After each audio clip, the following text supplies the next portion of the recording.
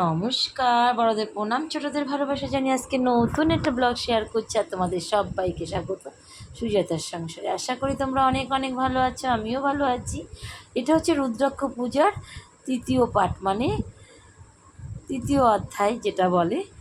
তো প্রথম দিয়েছি, সেকেন্ড দিয়েছি, এটা থার্ড। দেখো থার্ডে কি হয়।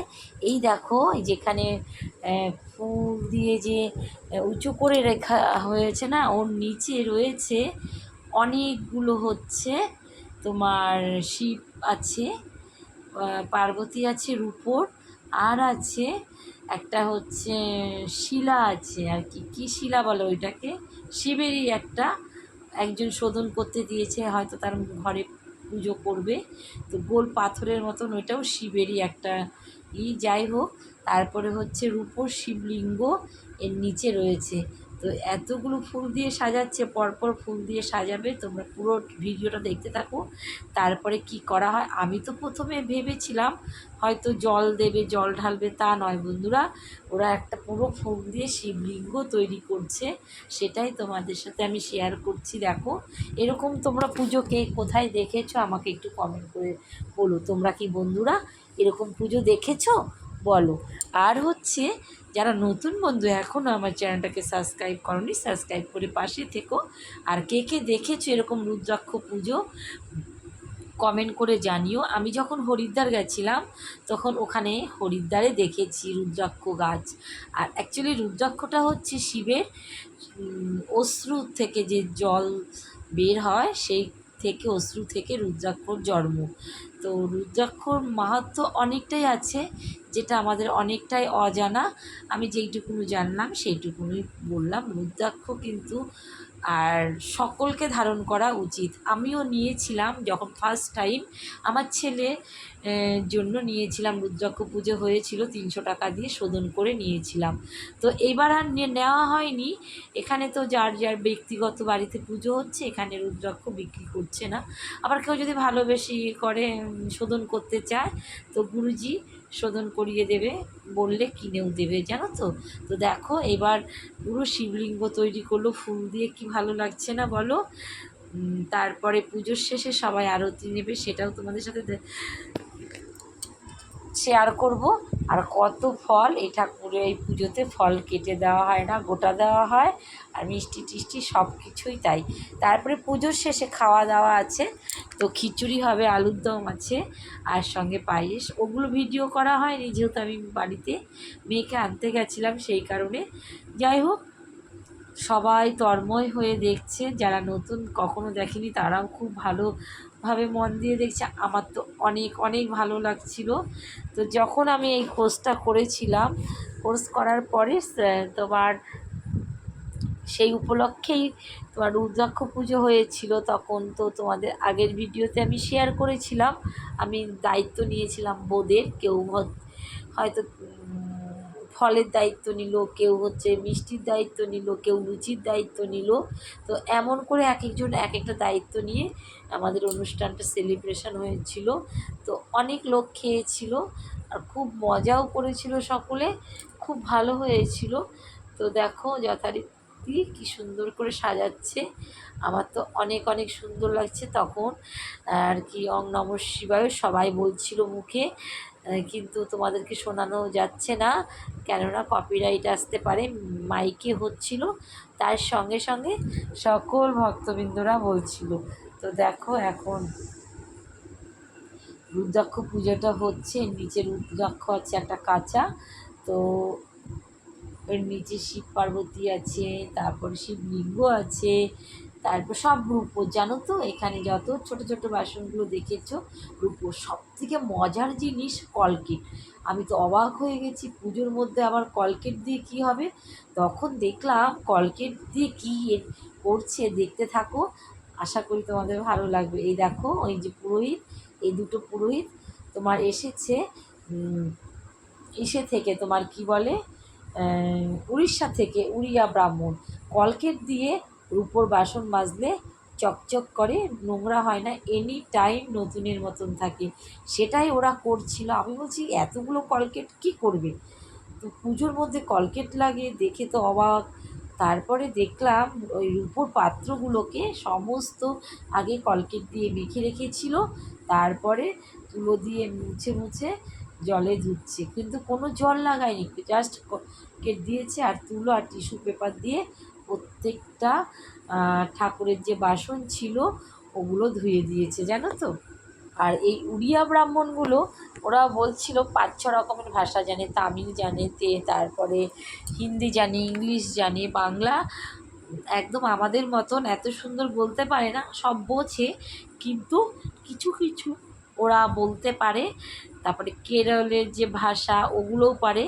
তো দেখো যথারীতি গুরুদেব মন্ত্র পাঠ করে পুজোটা করছে, ও তারপরে পরপর আরতি করছে।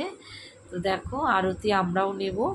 তো দেখো রুদ্রাক্ষ পুজোর আরতি তোমরাও দর্শন করো, আমি তো করেছি সামনে থেকে, আবার তোমরাও প্রত্যেকে করো। আর সবাইকে আমি প্রার্থনা করছি ঈশ্বরের কাছে সবাই যেন অনেক ভালো থাকে। এই রুদ্রাক্ষ পুজো দর্শন করো, দর্শন করে সবার মনের বাসনা যার যেটা আকাঙ্ক্ষা ছিল পূরণ হবেই।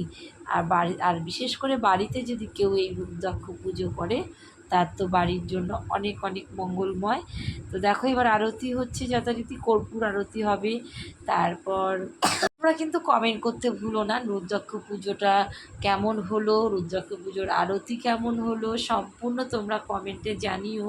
আর যারা দেখছো কেমন, তো তোমরা তো কেউ আশা করি কেমন পুজো কেউ কোথাও কখনো দেখোনি, আমিই দেখিনি, সত্যি কথা বলতে আমি এরকম পুজো কখনো দেখিনি।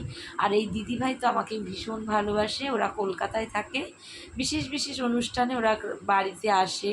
তো এদের বাড়িতে আবার বড় করে পঞ্চম দোলে রাধা গোবিন্দর মন্দির আছে, এবার তোমাদের সাথে শেয়ার করব পঞ্চম দোল আসলে।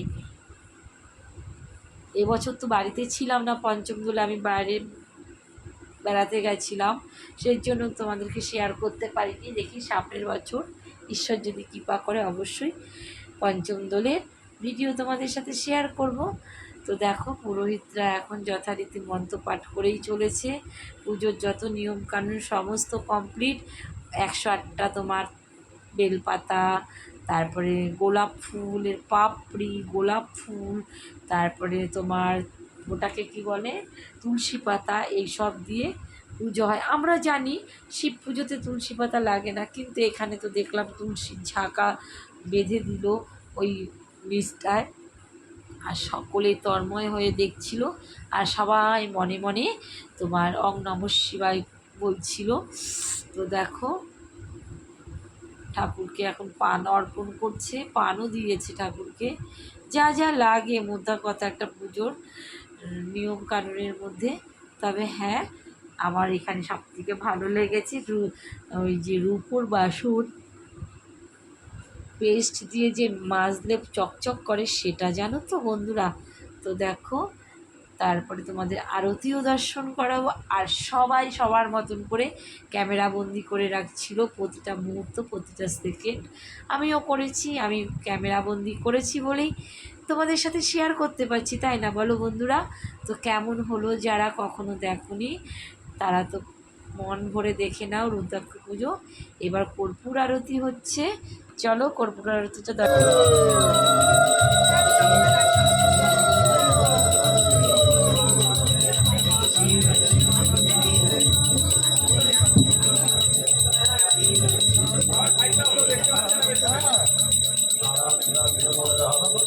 কর্পূর আরতিটা তোমাদের সরাসরি দেব, কিন্তু না ওখানে মাইক বাজছিল।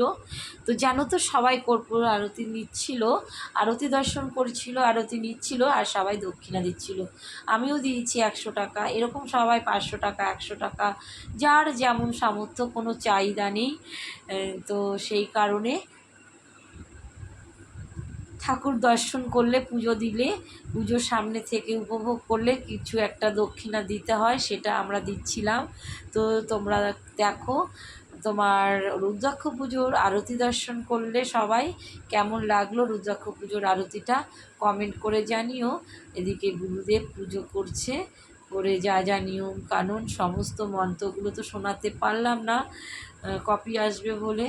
তো যথারীতি দেখো পুজো কমপ্লিট, আরতি দর্শন করলে তোমরা, আর আরতি দর্শন করে ঠাকুরের কাছে প্রার্থনা করলাম ঠাকুরকে যেন মঙ্গল রাখে, সব কিছু ঠিকঠাক রাখে সকলে। তো দেখো সবাই আরতি নেওয়ার জন্য উঠে পড়েছে, আর সবাই দক্ষিণা দিচ্ছিলো জানো তো, আমিও দিয়েছি, তো আগেও বলেছি। তো দেখো গুরুদেব এখন পুজো কমপ্লিট করছে, আর এদিকে ওই পুরোহিতরা তোমার বাসন মেজেই চলেছে কলকেট দিয়ে, আর সবাই অং নমঃ শিবায় অং নমঃ শিবায় গান করছে। আর আমিও ভিডিওটা আজকের মতো এখানে রাখছি। যদি কোনো অংশ ভালো লেগে থাকে প্লিজ তোমরা একটা লাইক কমেন্ট করে দিও, আর আমার পাশে থেকো, যথারীতি তোমরা রয়েছো পাশে, আরও থাকো, আর আমাকে ছোট্ট ছোট্ট ভালো করে কমেন্ট করো, যাতে আমার আরও নতুন নতুন ভিডিও করার উৎসাহ আসে। তো জানি আমার যারা আমাকে ভালোবাসে, আমার প্রাণের বন্ধুরা তো জানেই তারা আমার পাশে থাকবেই, যারা নতুন বন্ধু তারাও থেকো, আর তোমাদের ছোট্ট ছোট্ট ভালোবাসা দিও আমি যাতে এগিয়ে যেতে পারি। আর দেখো এবার পুজোটা সমর্পণ হলো, এবার যা যা নিয়মকানুন আছে সমস্ত কিছু করবে, তারপরে আস্তে আস্তে সব সরিয়ে নিচ্ছে ওদের যে আলাদা জিনিসপত্র জানো তো, সব রূপোর, এখানে যা যা পুজোর আয়োজন ছোট ছোট জিনিস সবগুলোই রূপোর জানো তো। তো চলো বন্ধুরা, আজকের মতো অনেক অনেক ভালোবাসা জানিয়ে আজকের ব্লগটা এখানে শেষ করছি। সবাই অনেক ভালো থেকো, সুস্থ থেকো, সাবধানে থেকো, আর আমার পাশে থেকো। আর নতুন একটা দিনে নতুন সকালে আরও একটা নতুন ভিডিও তোমাদের সামনে শেয়ার করব।